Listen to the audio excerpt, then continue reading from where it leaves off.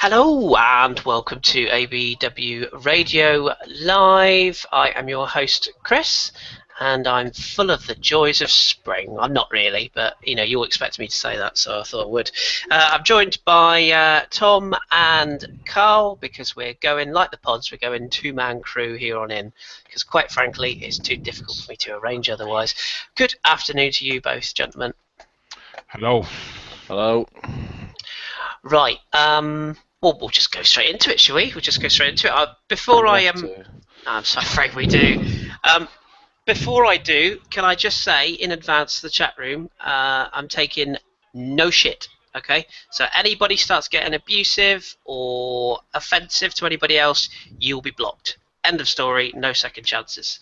Right, Karl. Let's start with you then, my friend. What's your sort of overall view? Obviously, we're disappointed, but what's your overall thoughts? Let's call a spade a spade. It was shit. It was absolutely bad, and I'm trying to not to be too negative. I really am, but sometimes you just have to call it how you see it. We just didn't turn up today, and it's really, really bad and disappointing at the same time because this is an opportunity. Let's be real. This was Man United's C team.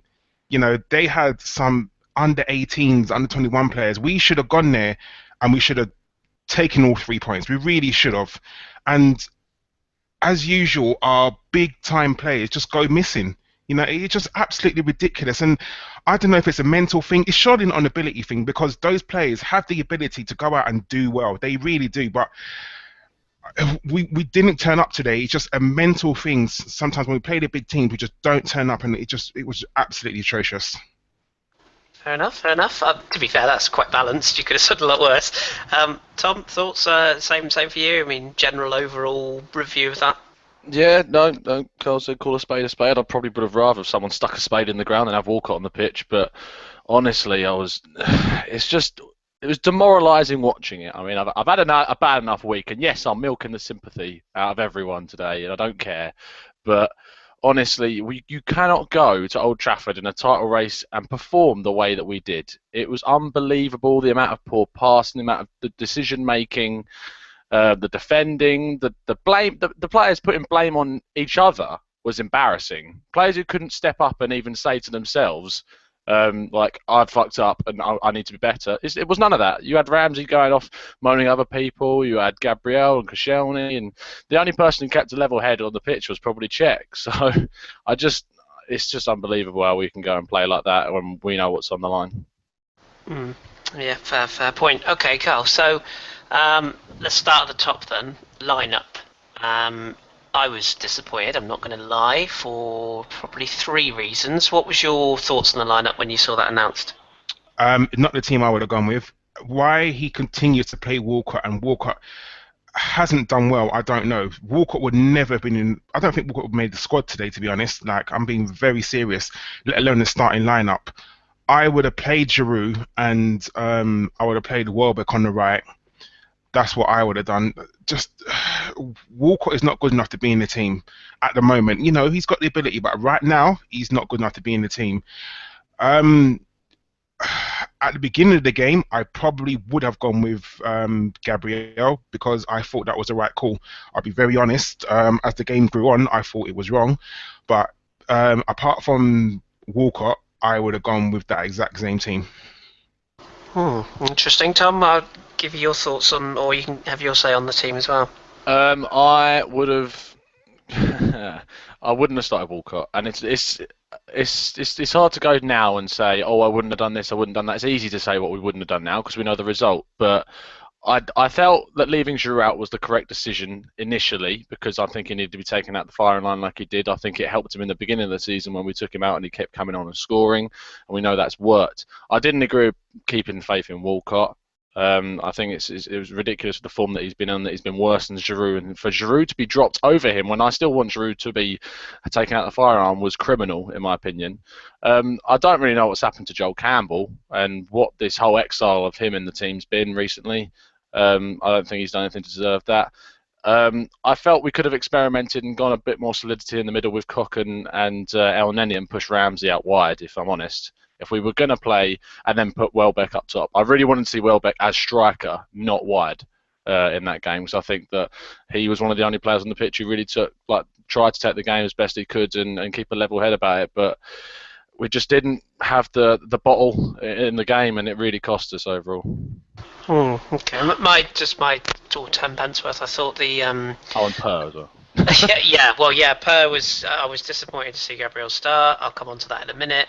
And yeah, I did think Welbeck was due a run. I would have liked him wide, but dropping Giroud for this kind of game to me was just utterly bizarre. But we'll come on to that in a second.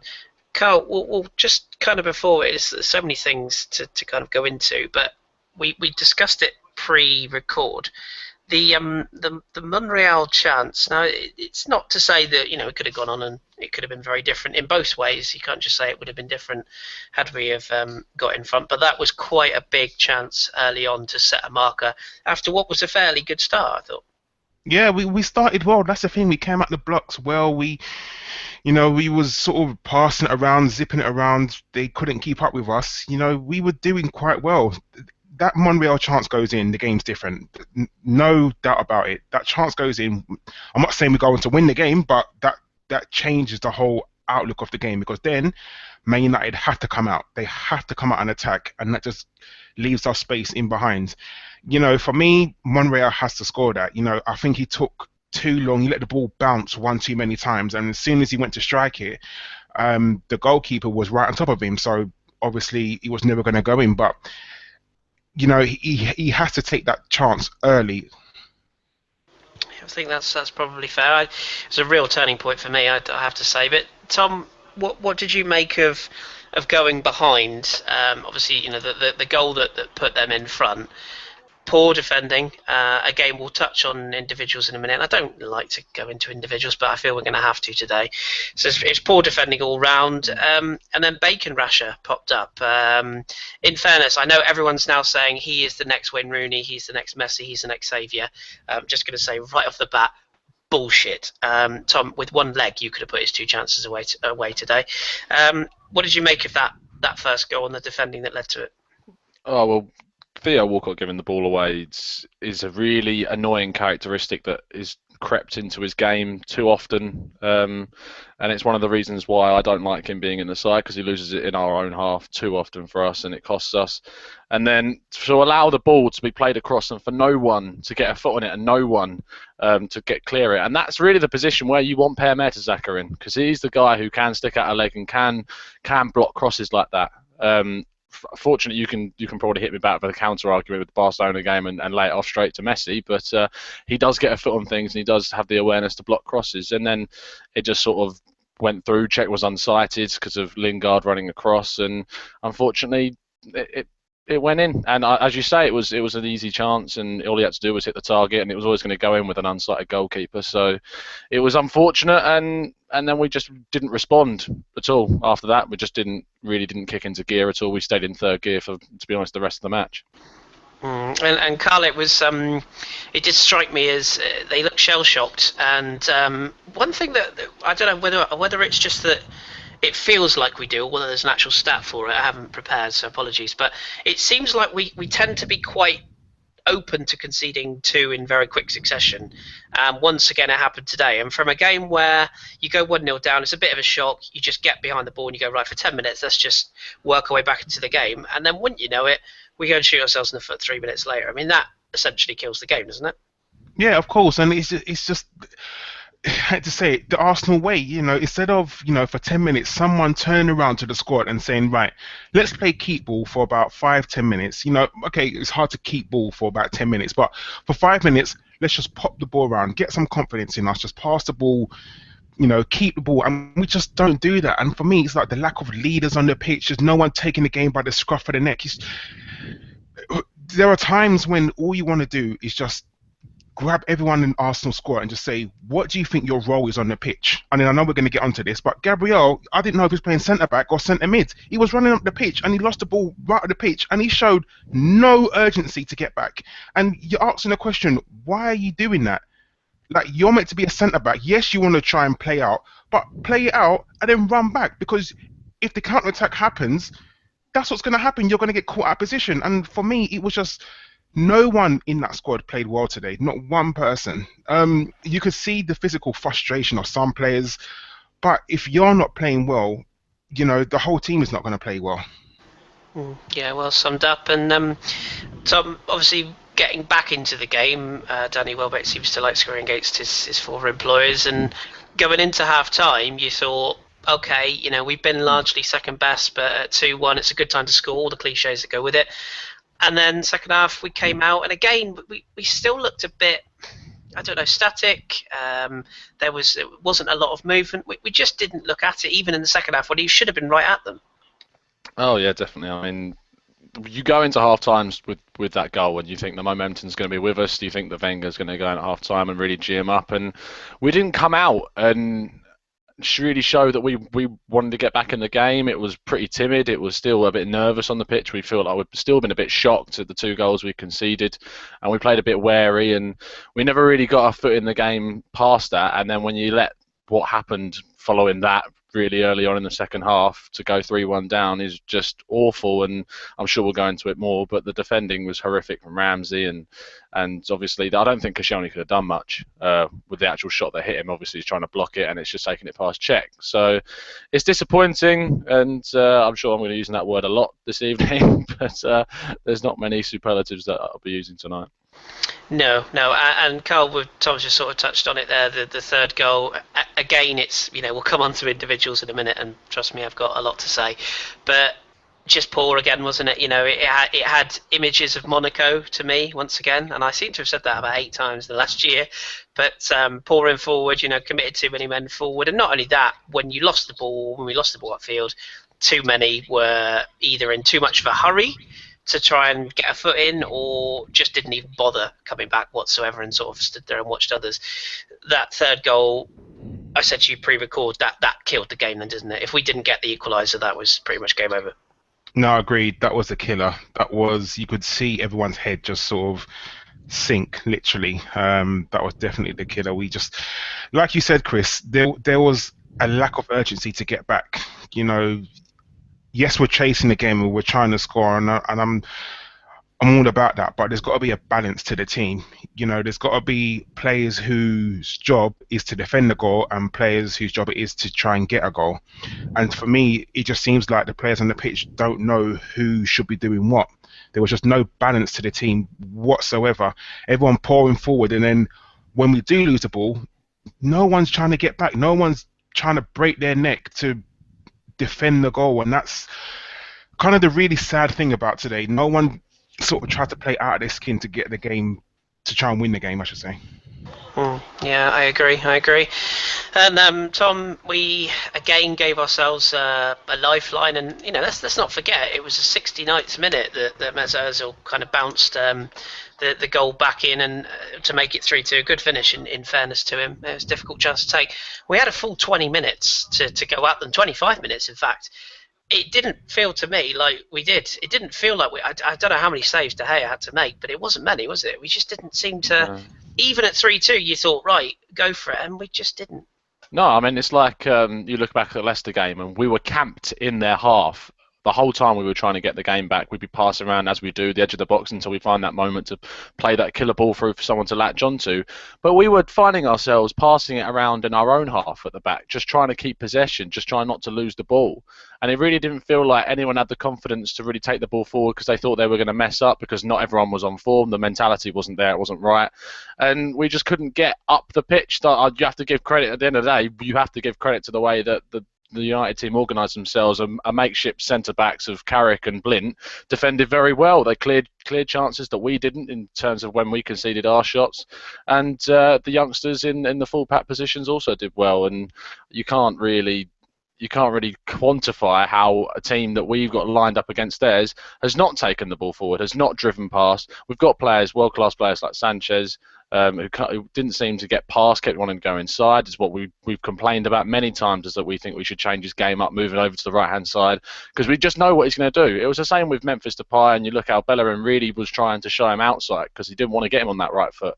But Sanchez always gets on that right foot, but then it just seems he doesn't really know what to do this season past the point where, okay, I've taken it inside, there's a load of players in front of me, what do I do? Do I pass it on? Do I have a go? And just, he normally gets caught in two minds about it these days and doesn't really do the right product. But it was disappointing again. But no, I wasn't happy with how we responded. I didn't think there was any bite, any vice, and there was nothing with the end product, the final ball, the final shot. We didn't shoot enough, and we've said that in our WhatsApp group. There was no shooting as much as we'd like, and it's just awful. Should we shoot more? Yes, we fucking should. Karl, let's start the pouring of lemon and salt mixed water into the gaping open flesh-coated wound that is our current sort of situation, and we have to look at some individuals, and I want to try and do it in a fair and open way. I don't just want to throw people under a bus. We could do that all day, but let's start with Gabriel. Now, Ayew was mocked by many people, I think it's fair to say, and this is not a no, told you so thing, but I was mocked when I said that Mertesacker is the right person in our back four. He should be playing with Koscielny, and Gabriel is, for me, nowhere ready. Now, I'm not an expert, but I watch an awful lot of football from different leagues at different levels, and I generally like to think that I can kind of see when a player is 100% ready and when he's not. And you thought the same, didn't you, looking at Gabriel's performance today? Yeah, I'll be very honest with you. When you said that you wanted Gabriel over Mertesacker, I'll be honest with you, I was like, no way, not in a million years. Today it kind of showed that Gabriel's definitely not ready. His positional awareness is not very good. He gets caught out so many times. Like, there's so many times. See, I don't know why he was doing this, but he was way too far right, almost playing right back, and you're thinking to yourself, what about the middle? You have to understand that you're a centre back, and like I said, his positional sense is not very well. Mertesacker, for all his flaws, yeah, he is very slow. He pushes up too far. Everyone's got their flaws, but not just on today's performance. But I think I would rather have Mertesacker, who's he's slow and steady. I think that's the sort of word you would use to have him there, because it gives you assurance that not always he's going to do the right thing, but you can bet 8 out of 10 times he's going to do the right thing. Yeah, I agree. And Tom, my thought is on this, that I'm not saying, I just clarify this again, I'm not saying that Mertesacker is 100%, the second coming of Jesus and is definitely the man for the job. What I am saying is that, for me, Gabriel is a player that we might look at maybe potentially being the Koscielny replacement in 2 years, 18 months, 2 years. But right now, I think we need to be looking, in the summer, and I don't want to touch on transfers, but you get my point. I think really we need to be looking for somebody who's 25, 26, possibly somebody who's playing in a Spanish game right as we speak, and we need to go big for a defender, and we need to start rebuilding with the likes of Mertesacker able to bring them through, because for me, there's a reason that Gabriel was at Villarreal enjoying himself, playing very well, and nobody else looked at him. What do you think? Yeah, it's very possible. I mean, I don't know. Maybe it's slightly harsh, because he was playing in a team which they had the best defensive record in the league, and he was part of that, and he defended very well. I don't think it's harsh to criticise the performance today whatsoever. I thought it was unbelievable, people calling out, and I know plenty of people. I've been on other podcasts where people have said they wanted Gabriel in, and I cannot understand because the only reason they have is pace. That is what they want. They want it to be they wanted a faster defender than Mertesacker. That is their only reason for wanting Gabriel. Because can you tell me, I'm sure the chat box is going to light up right now, but can you tell me anything else Gabriel has over Mertesacker other than pace? What does he have? Is he a better header of the ball? No. He's uglier. He's uglier. Okay, fair enough. Take that. He's more Brazilian than Mertesacker is. But no, he's not as good as a header with the ball. He's not a good interceptor of the ball. He's not a good with the ball on his feet, he doesn't really know. He goes too far up the pitch with the ball. Mertesacker knows how to play it off and keep the back four calm. He knows how to marshal that back four. You saw at the Bayern game earlier in the season, the Champions League. Mertesacker absolutely marshalled that back four perfectly that entire game. Kept them in a straight line, kept them doing their jobs. He knows what he does. People might say he's not a captain, but for that back four, he speaks to them all game. When we check behind him, he does as well. He's a better communicator, which obviously isn't Gabriel's fault. He doesn't speak the language, but there's obviously that aspect of it as well. I just think that it is criminal for anyone to go and criticise the manager and say that, oh, you're not making the right decisions when you want a defender in who isn't as good as the other option that we have. It's unbelievable. For me, do you know what it is for me? It's that, and I said this when everybody is bitching and complaining about us not buying signings. Excuse me. Somebody just put it in the chat box. Forgive me, it's moving quite fast. I missed who it was, but it's the FIFA generation of pace. It's the YouTube generation of something shiny, something new, and let's go get so and so because he's a big name, because he's played in the Champions League. Yeah. I'm not against improving this squad. That there's at least 10 players, I could tell you, 5 of which are in your world-class bracket, 5 of which I think would do an excellent job that we probably could go after. Would we get? That's open to debate. But the fact is, people always want change when something doesn't work. And don't get me wrong, sometimes I agree. But to change, what do you want to do? Change it every single game? That'd be ridiculous. Karl, let's move on to another player. Because there is so many we could pick on. I want to touch on our flamboyant Barcelona dreaming handsome Welshman, Aaron Ramsey. I feel for him slightly, actually, and I'm not going to criticise him heavily. I feel for him because, for me, he is not good enough to be a central midfielder. He's not. He is good enough to be a midfielder in a different formation. I think as part of a 3, he can probably play centrally. I think he should be on the right-hand side of our midfield, which, don't forget, everyone screamed that he was terrible in. The performance like today, to me, says everything. And just before I ask you what your thoughts are, I want to bring up one thing. Everybody says to me about this wonderful engine he has, how he's got such a brilliant box-to-box engine. And I agree with that. What I would say, though, is that engine is piss fucking useless if what he does is give the ball away and then does not bother getting his ass backwards. That engine is fantastic if he picks the ball up on the edge of our box and drives the team forward, but it is piss fucking useless if he loses the ball on the edge of our box and then cannot be bothered to get back in and mark his man. I'll just relax now. Karl, your thoughts? Agreed. It's like putting a Ferrari engine in a flipping Beetle. Tank. Like, it doesn't make sense. Like, I would love to be able to drop Aaron Ramsey just for a game, to leave him at the side for a while so he can have a reflection like we do with Giroud. That's not going to happen because we have no one else to replace him with. And we're not going to change our formation. We're never going to play a 3 in midfield because Arsene Wenger is very stuck in his ways on how he wants the team to play. So what do you do? What do you do with a problem like Ramsey? It sounds like a book, but what do you do? You know what I mean? He cannot play an Ozil role because Ozil's playing there. You're saying that he can't play in the midfield too. You want to put him on the right-hand side, but, when we've got wingers, we're not going to put him on the right-hand side. So what do we do? It's one of them questions. That's the reason why Arsene Wenger gets paid £8 million a year.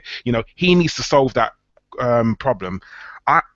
What I would like to see is drop our so-called wingers and play him on the right-hand side. But at the same time, I want to play Alexis on the right-hand side because I'm sick of seeing him on the left and doing the same old thing like Tom said earlier.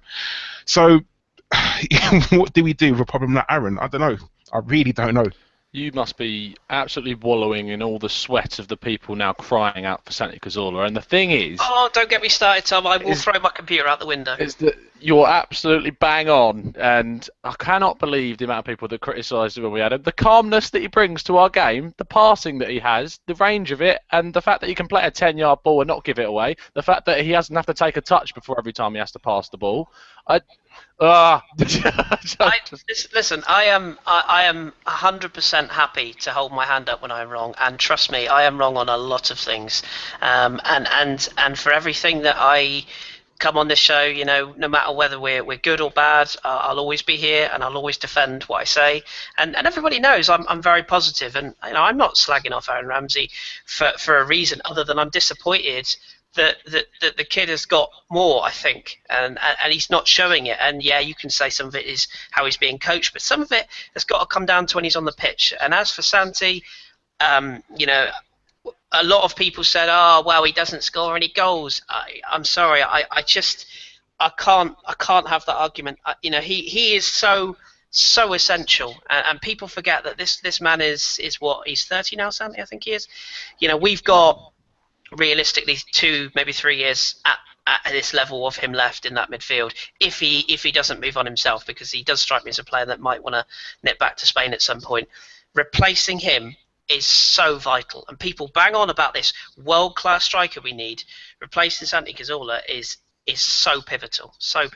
But hey, we've done that to death. Karl, I'm going to throw another massive bomb at you, so incoming. Mesut Ozil, Alexis Sanchez. I'm going to do them as a pair.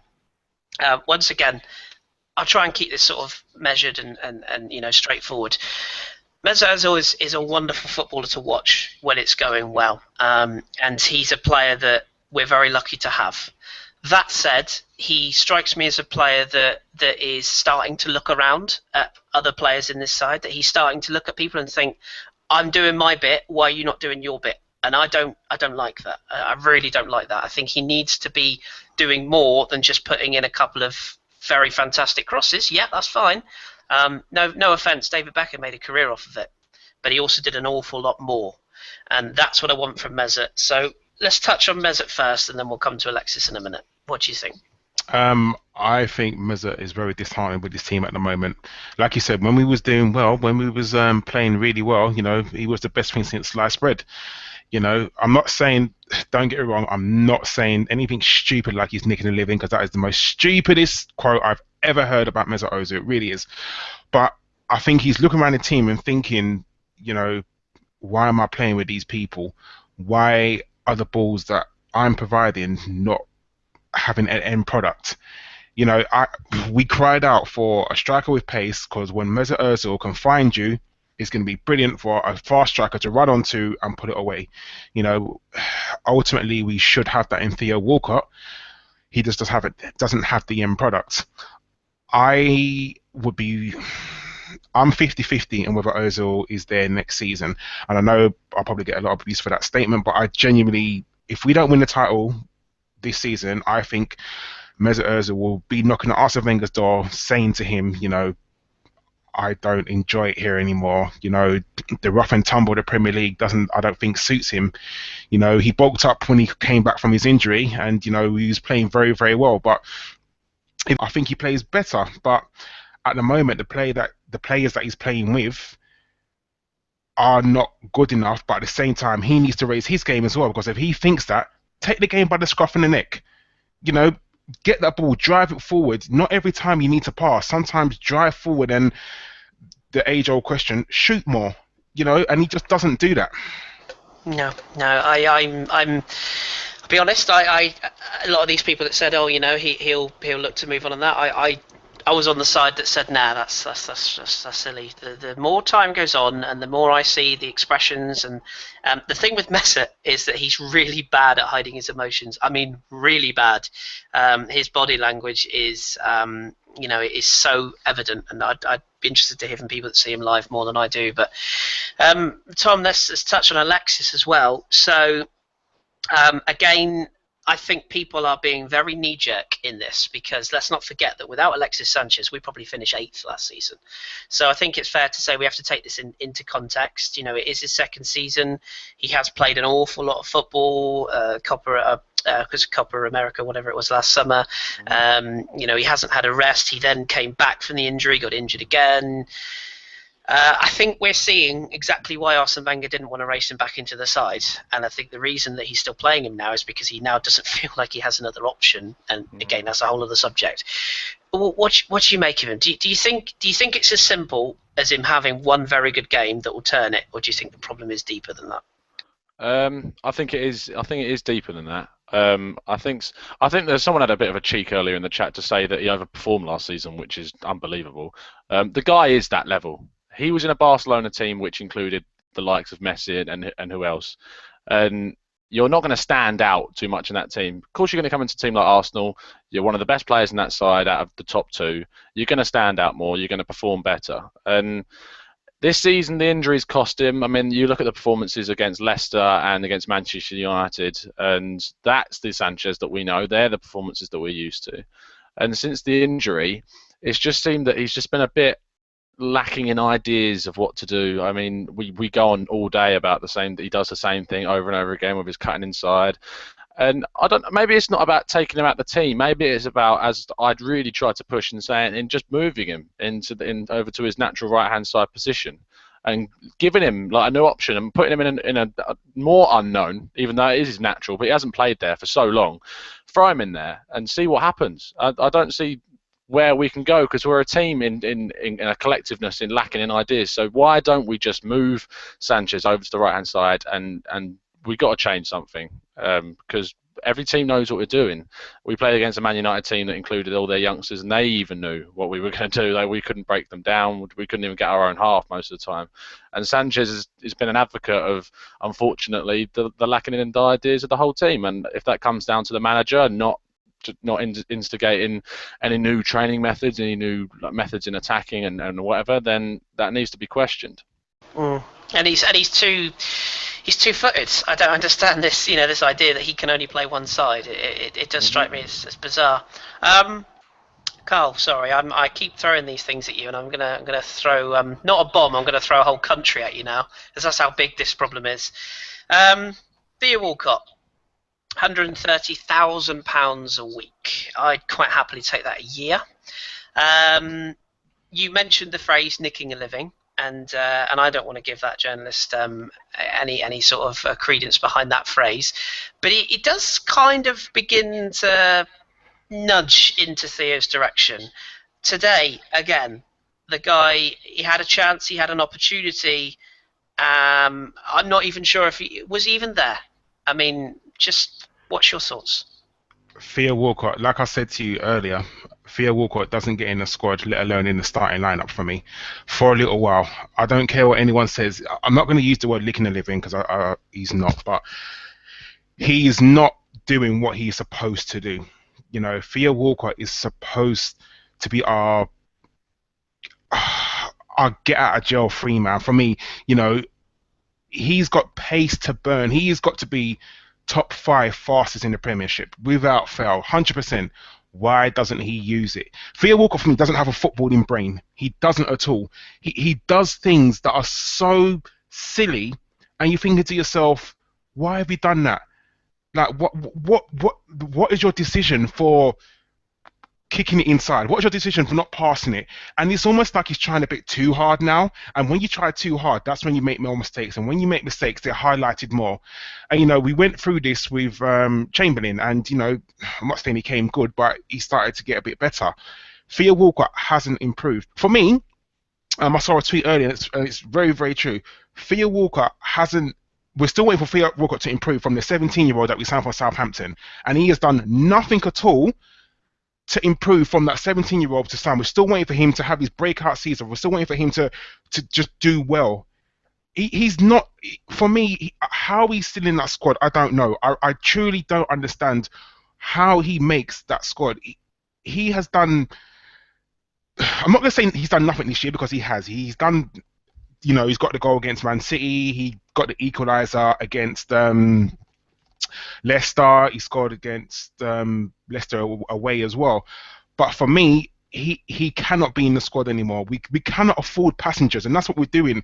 We're carrying Theo Walcott at the moment, and there are so many other people that you can give opportunities to. Campbell, Iwobi. What happened to Campbell? Why is Campbell not starting? No idea. I know I'm ranting, and I'm gonna stop. But we need to solve this problem with Theo. We either need to sell him, play him, he needs to play better, and I think those are the only two options. Sell him or needs to play better. Yeah, I think one of the manager's flaws, which I quite happily say that I do think is a flaw, is that he is very loyal, and I think he has changed over the past few years. We have seen certain players that he has run out of patience with, particularly in the goalkeeping department. But I do think he's very loyal to this so-called English core, British core, and it's not working. It's not working. I think Alex Oxlade-Chamberlain is a player that you can still mould, that you can still graft, that you can still get something from, because he's a lot younger, he's a lot more raw, and also the thing with the Ox is he offers us 3 different options on the pitch. Theo Walcott offers us one option alone, and that is a ball in behind to run onto. That's it. He's got no trick. He's got no crossing ability. He's got no sense of where to run. I tuned into so many shows after the Barcelona game slating Olivier Giroud for that no-look pass. Sorry, wake up. That was nothing to do with Olivier Giroud's pass. Theo Walcott ran into completely the wrong place. And anyone that cannot see that, I don't think you understand football. I really don't. It's just I don't like to use the term no football brain, but the guy he doesn't seem to learn. He doesn't seem to learn. And exactly what you said there, Karl. He still looks like the player that is 19, 20, not a player who's 29, 20 fucking 9. Jesus Christ. Tom, let's move on to another player before. Can I just have a little thing? Yeah, you can have a little. Yeah, go on. We're all friends here. No, I think the guy is. I think that he's easily pleased. I think that if he has a game where he plays absolute shite and scores 1 goal, he thinks he's come off doing his job and that he's done well. I think that he doesn't. I don't. When he plays, if he does something that he finds that he's impressed himself, that's all he needs. I don't think he needs like an amazing performance to really go, oh well, I can improve on that. I think he knows if he scores a goal, and that's it. That's all he needed to do. People are correcting you about his age in the chat, which I'm sure you'll go on to. Whatever, yeah. He's still old enough to not be making the same fucking mistakes. I'm sorry, but 26-year-old. Yeah. There are 21-year-olds playing in other leagues that are much more football. He's not composed either in front of goal. He really gets caught in 2 minds about what he's going to do, and it's just a shame, is he? Let's be honest. And that is something I really will criticise Wenger into keeping the loyalty, because sometimes to be a title-winning team, you need to be ruthless in your decisions that you make with your team selection. And I'm sorry, but Theo Walcott does not deserve to be in this Arsenal team. No, I would agree, and I think when they're... A quick question to you two. Do we sell him in the summer then? Yeah. Yeah.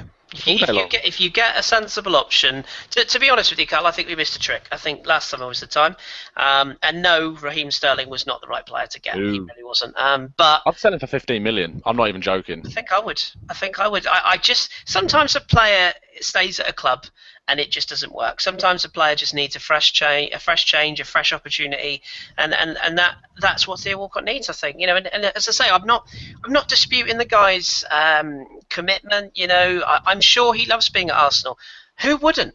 You're at the greatest club in London. You're at the biggest club in London. You're one of the most famous clubs in the world. So why wouldn't you want to be there? But there comes a point when you have to just say, look, you've been all right. You've done a bit for us, but ultimately you're just falling a bit short. And if there's an opportunity to cash in that money and go after somebody, who is a proven or even a semi-proven player, or a player that shows you that he's taken his game to a new level, then for me, that's what you do. And also for me as well, when you've got Alex Oxlade-Chamberlain, you can afford to let Theo go, because you've got Oxlade-Chamberlain who can fall.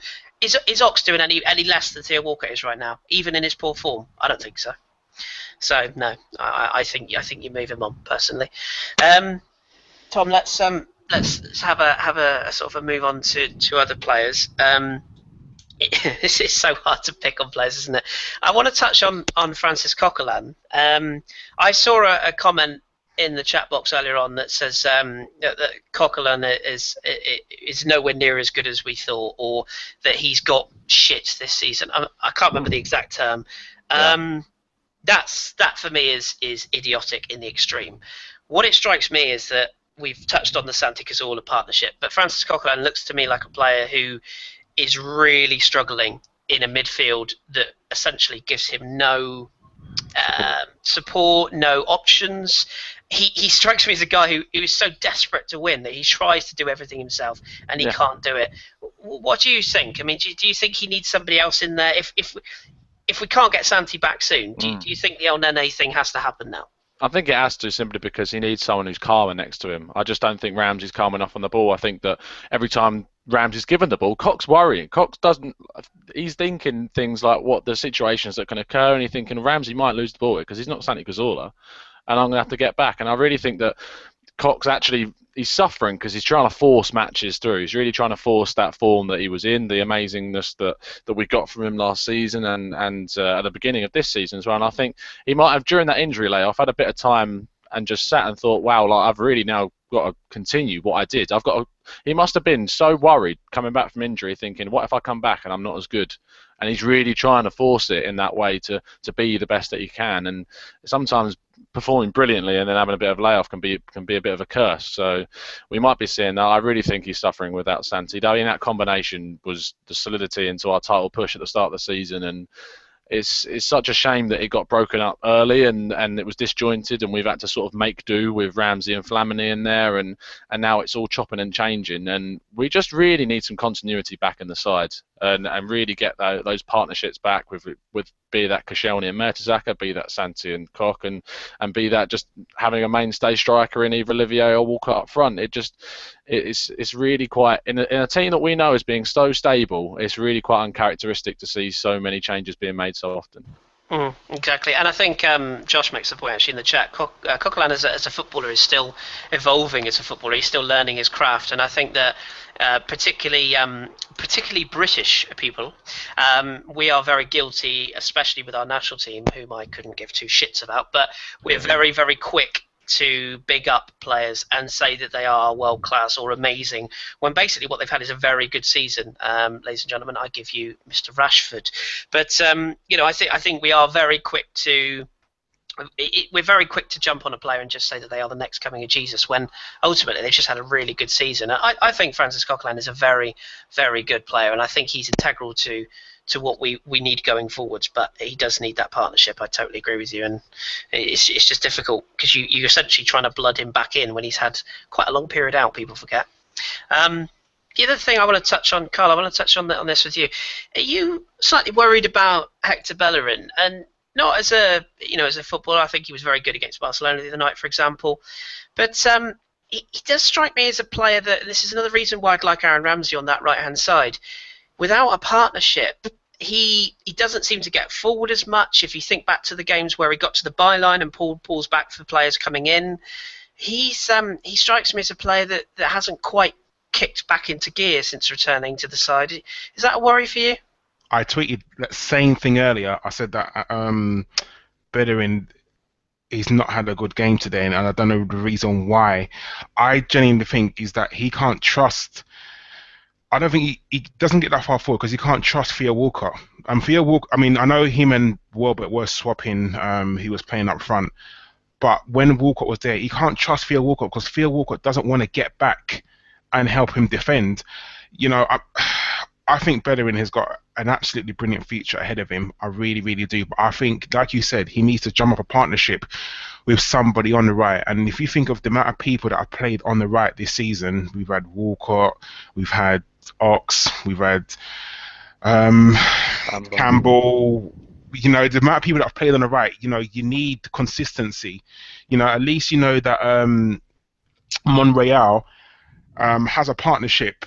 He knows what he can and can't do with Sanchez, and Bellerin hasn't got that. I want Bellerin to kick on. I think he's got the potential to be one of he's not at the moment. There's not sweat up his head, but he's the potential to be one of the best right backs. If he carries on playing like he's playing. But like you said, I think he does need a partnership with someone. Whether that's someone new or someone who's currently in the squad who's going to make a first team claim for that right hand spot, but I just don't know. No, it's a tough one. It just worries me. It really, really worries me about. I don't think he's gone backwards, as you say. I just don't think he trusts what he's got around him. Two other things I just want to quickly touch on. The idea that we just had to turn up today and we'd stuff United because they had all these players out injured. Oh God, it's such a stupid argument to say that because United had all these players out that we would dominate them. I totally understand when you should take advantage when teams are at their lowest ebb, but Seriously, football doesn't work like that, people. It doesn't work like that. United basically were hungrier and they wanted it that bit more, and they took advantage of a poor day for us, and it's that simple. So you can't just say, well, because the team had a player injured, you'll beat them. Something else I want to just touch on, and Mr. Welsh has been very naughty here, because he's given me this quote which Arsene Wenger's come out with after the game, and it's simply that he said, let's not go overboard. They had an experienced midfield and spent a lot of money. Right, now, Oh God. granted, that quote is utter bullshit, and it is ridiculous, but are people that stupid that they don't realise what he's doing by saying that? He's trying to deflect off the team. Of course he is. Of course he is. I know. Because in the press now, everyone will go, Wenger clueless, lost it, blah, blah, blah, blah, and all the attention will be on him, which is exactly what he wants. So anyone that thinks he's not doing that, I don't know what to tell you. I don't. It's kind of just drill slightly into where this leaves us then. Tom, I'll start with you. So that lot of the road who I won't mention, they obviously got a victory over that high-flying powerhouse Swansea City at home. Props to them. That must have been a real toughie. I know we played them on Wednesday, so I better not say any more. But we saw signs yesterday that Leicester are going to have some different things to deal with soon. They encountered a Norwich side that basically parked the bus, and they struggled for long periods. Ultimately, got the result. Where do you think this leaves us, particularly going into Wednesday? I mean, is it as simple as 2 wins in a week and everyone changes their mind? Because I think it is. I think if we beat Swansea and then beat Spurs away, it's easy for me to say that. Yeah, we'll beat Swansea and we'll beat Spurs. Yeah, but if that happens, I think the mentality is completely different. It's a menstrual world, this Twitter thing. But I can't see us. I'm really sorry, Kris, and it's awful. This Spurs trip is awful. It's awfully timed. It's in the worst possible position we could possibly have it, and I really can't help but see Spurs being favourites when we go into it, which is awful a thing to say. And I know your feelings on it, and I know we have many disputes about where we lie our loyalties and where we respect and other teams and stuff. But I hate so many of their players, and I'm jealous of their form. Quite often, I'm jealous of how well they've gelled and become a team under Pochettino. It really bothers me because of how much I hate them. But at the end of the day, we're going to go into that game needing to win, and if we can't beat Swansea, then it is going to be a really, really hostile area, and probably not wanting to do any radio shows after a game like that. So, but I'm sure we'll power on if that comes to happen. But it would be unthinkable if we cannot get at least 4 points, I'm going to say, from the next 2 matches. And Karl, I mean, this obviously we touched on the fixtures coming up in midweek. Manchester City go to Anfield. The Leicester host West Brom. Spurs go to West Ham. I know that people are immediately going to be saying we shouldn't be worrying about other teams. We've got to win games ourselves. And yes, I know that is obviously very true. But you would like to say that after what we've had today, a home tie against a side like a Swansea, surely that's what we need now, isn't it? Home tie against Hull was what we needed, and look what happened there. That's fair. We don't beat Swansea. Yeah, we need to take a long, hard look at ourselves in the mirror. We should be beating them no matter what. I know like Tom. I'll be honest. I'm kind of worried about them lot up the road. Really am, because they're in good form. They really are. And I know people say, oh, it's a derby, things happen. No, they're in good form, and we have to. I will never, ever, ever, ever, ever respect them, but you have to give respect where respect is due. And they're doing well at the moment, and it's a game that we have to win. I just think not only the result, but I think for morale, it would be damaging as well, because losing to your greatest rivals won't go down well, not at all. Think how bad the fan base will be. We lost to Man United. I know Man United are our rivals, but they're not anymore. They were the championship rivals. The local rivals, losing to them, that will be, I think, detrimental. It really will be. So Arsene Wenger needs to put on his magic hat and do something. He really does. Yeah, I have to say I kind of let my mask slip the last week. I've had a few arguments with people on social media, and I need to stop this because it doesn't end well. Mainly because most of the people I argue with are fucking idiots, but the other reason is because I don't think it helps, as you rightly say, Karl. And I think that the situation the situation where it is with the Spurs game is huge. But that said, we cannot overlook the Swansea game, because if you lose that, you might as well not bother playing the Spurs game, to be perfectly honest. Okay, Tom, what do you think about where we sort of sit with regards to the overall picture with the team's confidence? You know, does a result like this essentially change the fans' mentality back to that negative that we had? I mean, our fans are always just somebody sneezing away from being miserable, and all the old arguments come out, and all the old manager out, and all this crap. Where do you think this makes us sit with how things are now? I mean, if we do shit the bed, so to speak, and we don't win this league, how much worse or how much better can the fans get? Can we unite, or will it just separate us even further? I think if we don't win the title, it will unite us in a more negative sense. I really do. Agreed. My only, as people know, I'm a massive Wenger supporter, but one of my main things about supporting Wenger is simply because I think he's the best man for the job.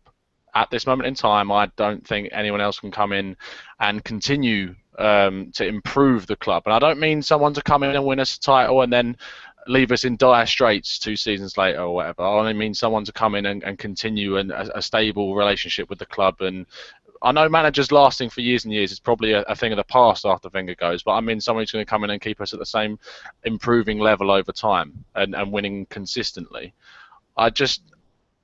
My point about uniting negatively is a really sad one if it was to happen.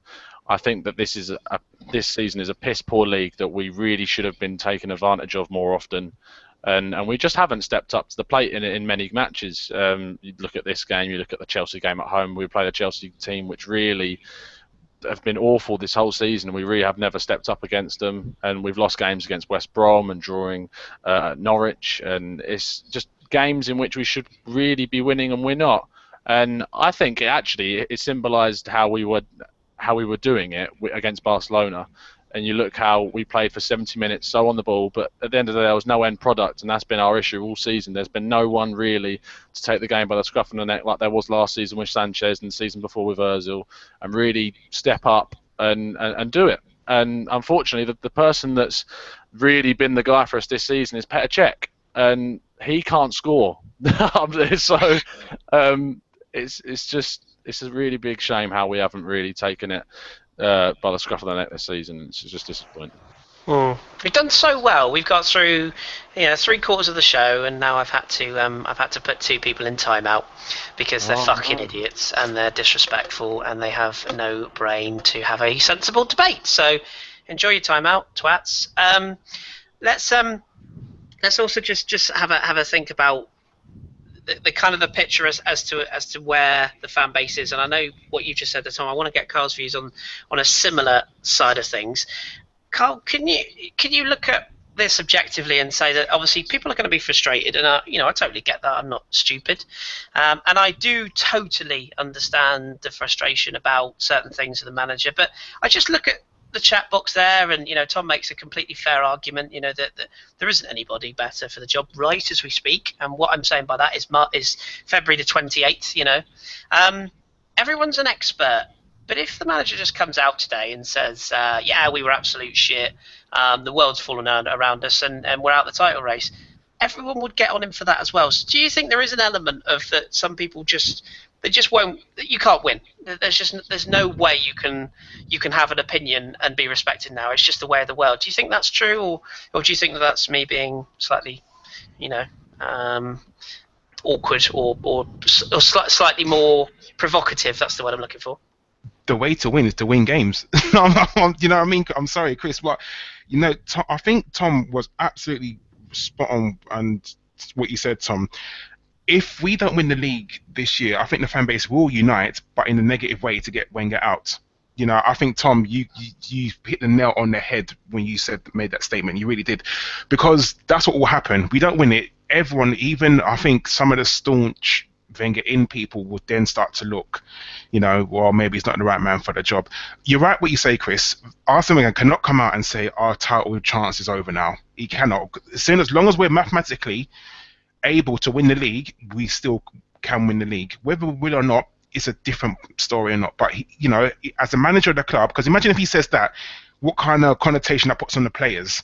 Obviously the players are going to be like, well, we can't win the league, what's the point of us playing? So heads down and don't play as well as they could do.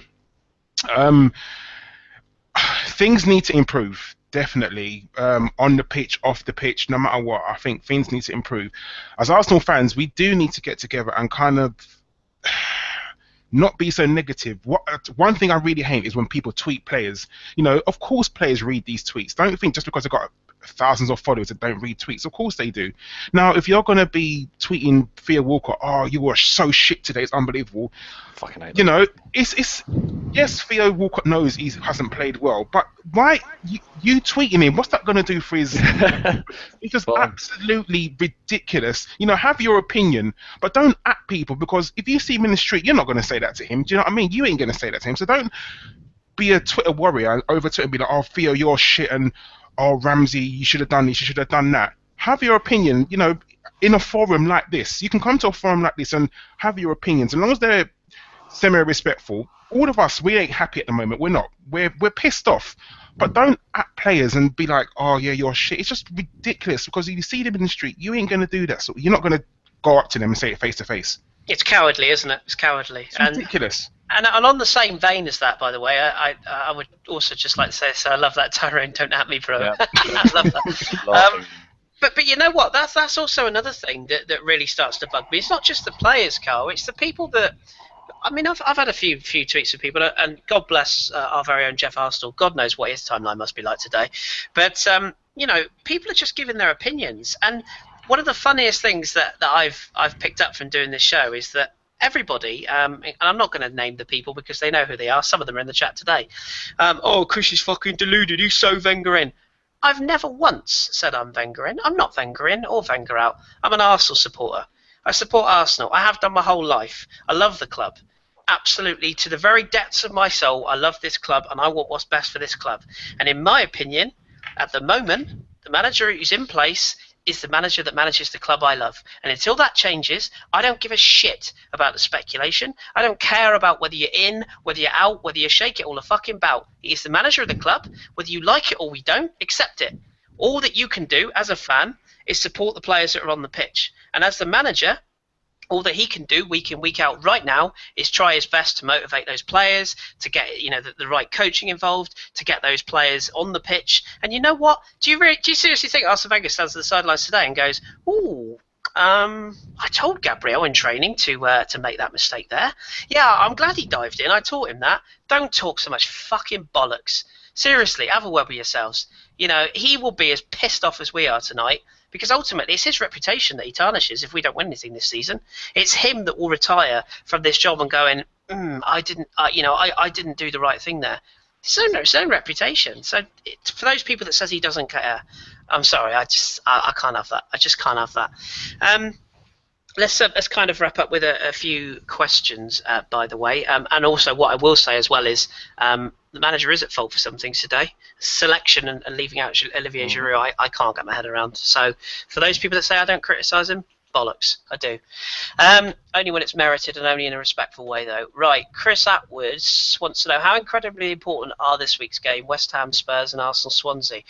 We've touched on them individually, but Tom, I'll ask you on this one quickly. If West Ham beat Spurs, which is very possible, yep. I would back Leicester to beat West Brom, if I'm honest. But if we beat Swansea and Spurs lose at West Ham, does that change the momentum? Taking away the fact that it is obviously a derby next weekend and all form goes out the window, etc.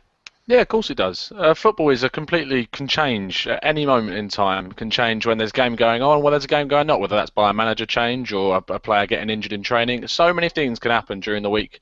off and on the pitch that change how the season and the table looks. And that game is huge. It's like every game from now, we just need to pick up and treat it like a final. Because I remember I was talking to you and we did our little interviews for the Football Hipsters podcast, and there was a time where Real Madrid were 9 points behind Barcelona, and they had a meeting and they said that what we need to do is from now on play every single game like it's a cup final. And they went on and won the league. They made those 9 points back and they won. 5 points in a league is absolutely nothing.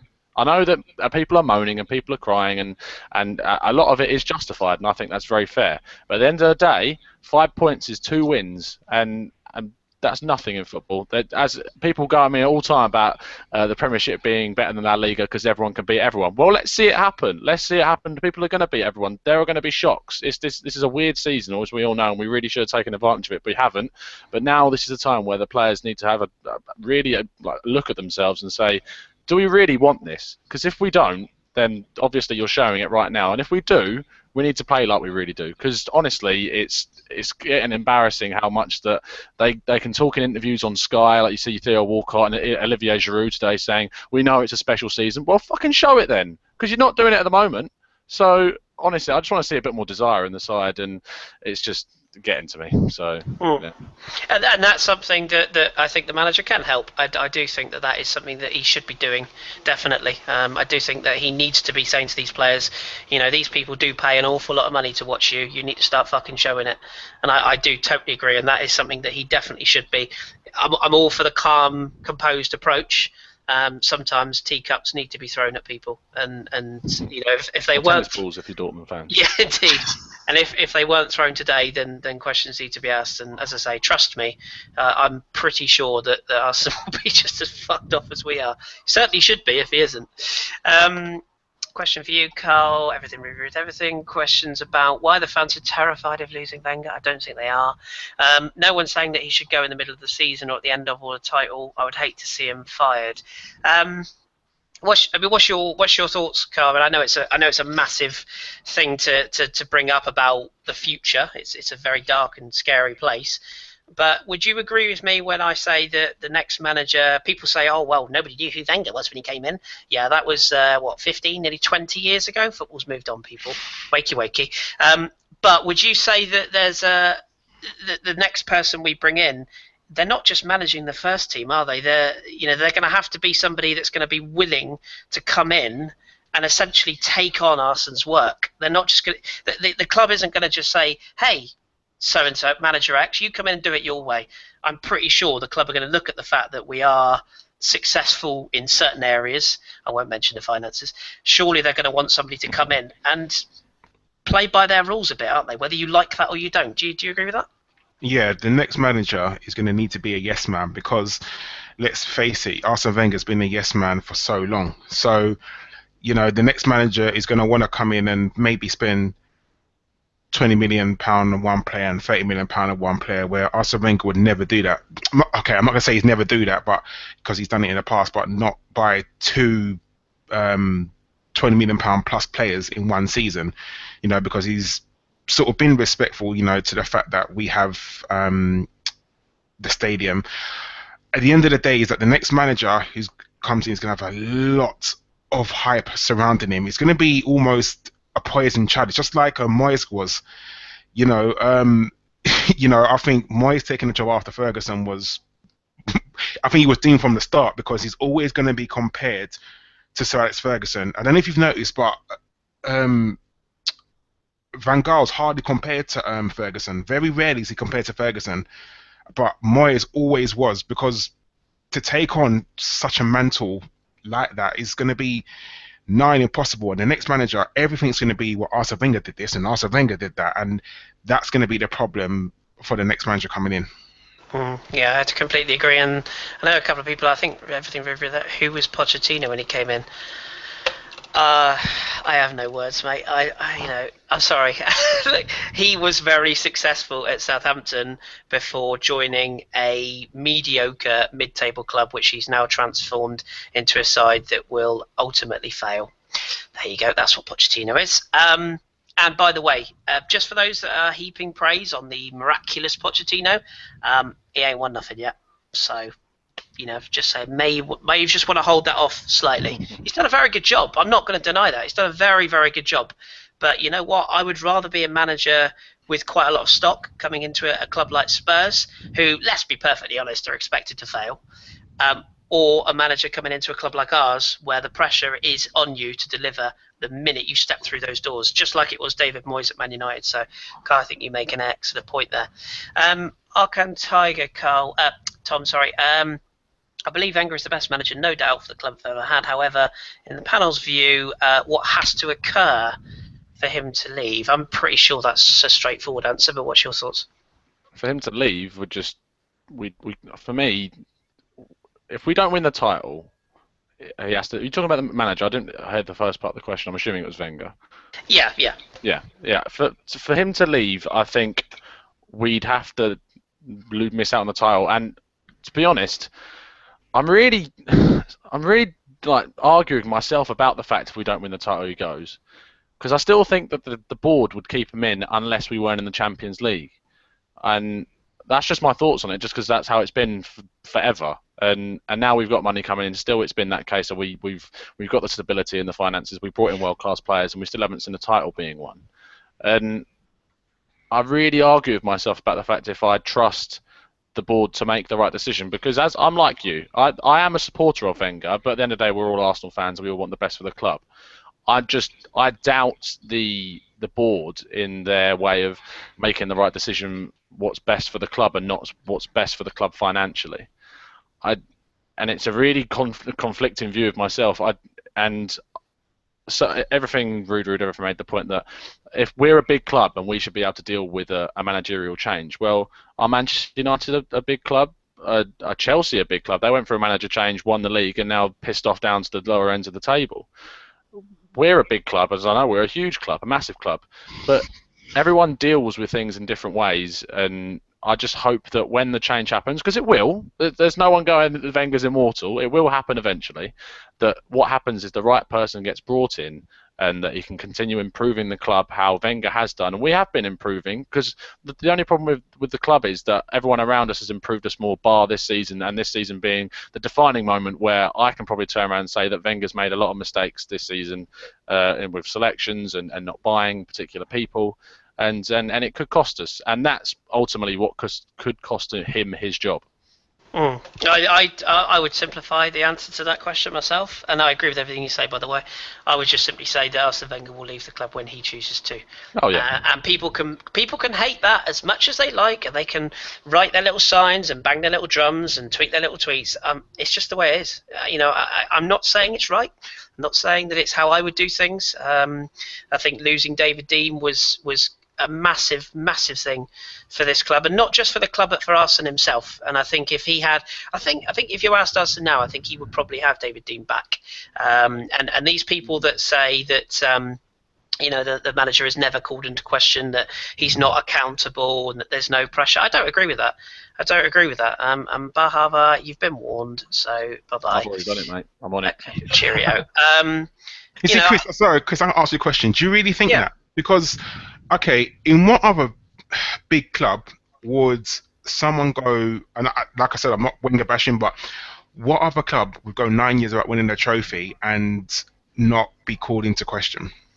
I think that's a fair argument, mate. I really do. I think a club that, I think it's difficult to compare, because if you look at the amount of money that which clearly our board and the people that run the club are motivated by, I don't think that's really in question.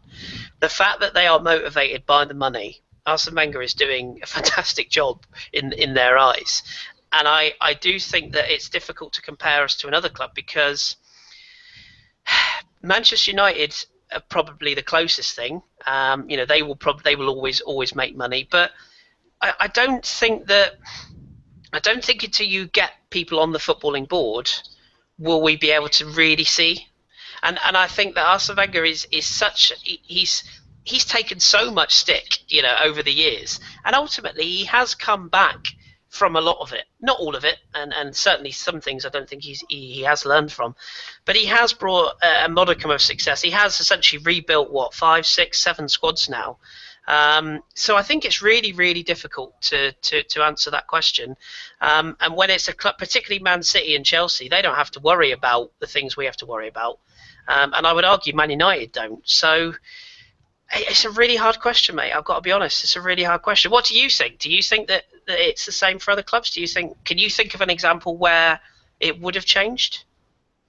I, It's hard, isn't it? I really don't know. I truly don't. See, for me, it's like you said, there's lack of footballing people on the board. Had there been footballing people on the board, I think maybe things would be a bit different.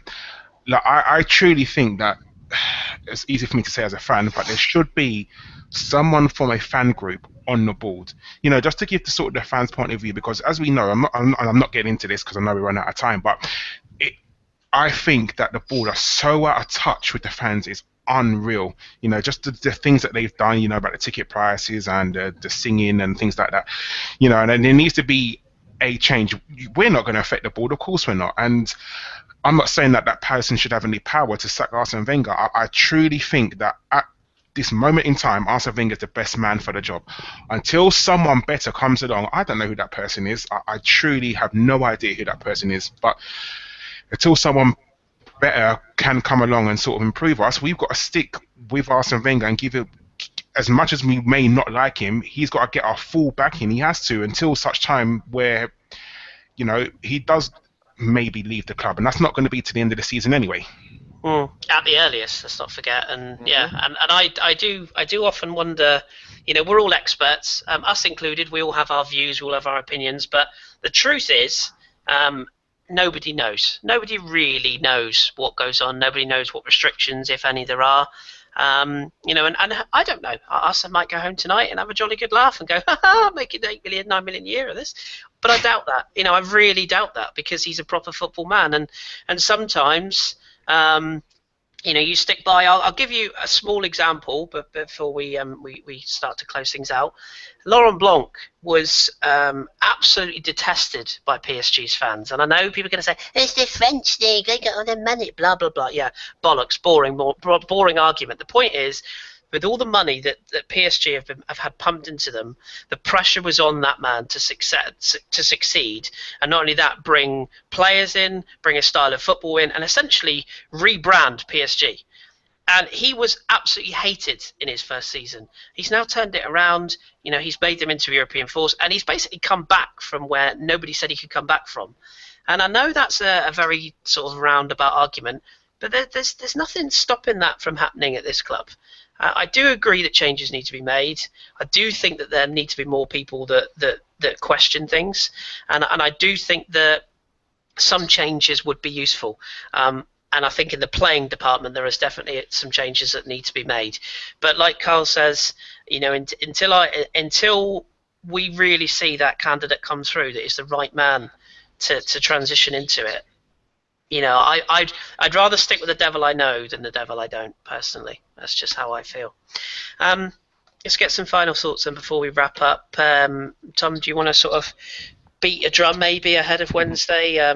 Maybe give us, our fans, some hope, because I don't think it's over. I still think there's twists and turns. Yeah, no, I think I highlighted that point about my little speech about how many points behind we are. I just think that a couple of results going our way. I mean, you look at when we lost and we had to go to Bournemouth, and you said yourself, we get that win against Bournemouth and things turn on a dime, and it did. The mentality completely changed, and everyone was going, oh, we could beat Barcelona. And then we got a bit of a reality check and realised that even though we competed with them and then got hit for 2 goals, unfortunately, last 2 minutes, but I thought we made good account of ourselves. And today was ultimately an extremely disappointing result. But we're going to move on and play Swansea, who are a team that aren't particularly in great form. They haven't been one of the best. They're at their best all season. They're a very winnable game. I was going to say easy, then no game's easy, but it's a very winnable game that I think we will win, and that'll put us in good stead going into the North London derby, which is an absolutely massive, arguably the biggest North London derby we've had since the Invincibles season. I'd go even further back. I'd say the FA Cup. Was it the semi-final, the Gaza free kick? That would probably be go that far back. Honestly, it's absolutely massive, and it's people at the start of the season was going, looking at that Man City game away on the penultimate day. This is bigger by a long stretch, and can you imagine the mentality of the team if we go to Spurs and win that? And we've done it before with the weakened side already this season, so we've shown that we can do it. And the morale and the mentality of the club would be absolutely reverted to just ecstatic and joy and belief that we can beat the better teams in this league and really make a push for the title. Yeah, well said. And Karl, I'll give you the final word because I'm sure Danny is screaming at me to close off. But hey, we've had lots to talk about, so I've gone rogue. Are you going to be there firstly on Wednesday, Karl? Are you going up? No, I'm not. I will be watching probably via some stream if it's not on TV. We just need to kind of improve. We do. Today was a bad day. It genuinely was. It was one of the low points of the season. But, as Tom said, 2 wins. If we win against Swansea, then we go to the scum and beat them. We're right back in it. We can't do anything about any other team. We genuinely can't. We've played Leicester twice, and we've beat them twice. If Leicester keep winning, there's nothing we can do about that. We just have to sort of look at ourselves. We can only play what's in front of us. We can't have any influence on any other game apart from the games that we play in. Yes, we played badly today, and we need to improve. But give the team a chance to improve. I mean, I'm not happy. No one in the world is happy at the result right now. But give the team a chance, and we could possibly still do it. I'm not saying it's possible. I'm not saying it's impossible. It's going to take a lot of work, but we do need to improve. And if we do improve and we win our games, we could be right there. But things really do need to change. Really, really does. Agree. And what I would say to people is, we're pissed off. You're pissed off. Everyone's pissed off because nobody wants to lose. But go to sleep on it.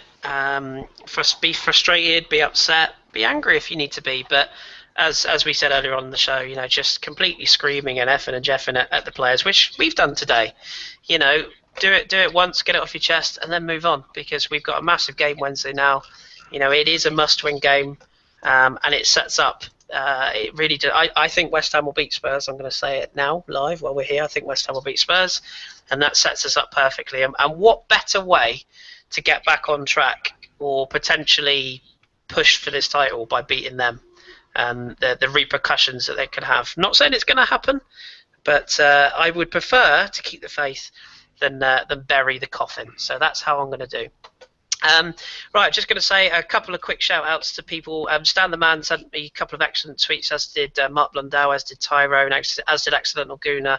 I'm only just catching up because I've had quite a lot to deal with on here, so apologies that we didn't get to you. Ahmed Said as well. There's been quite a few. Guys, if you've got questions that weren't answered today, please do ping them across for the podcast on Thursday. I'm sure Danny and Gim will be happy to take those from you. And we, of course, will be back on Wednesday.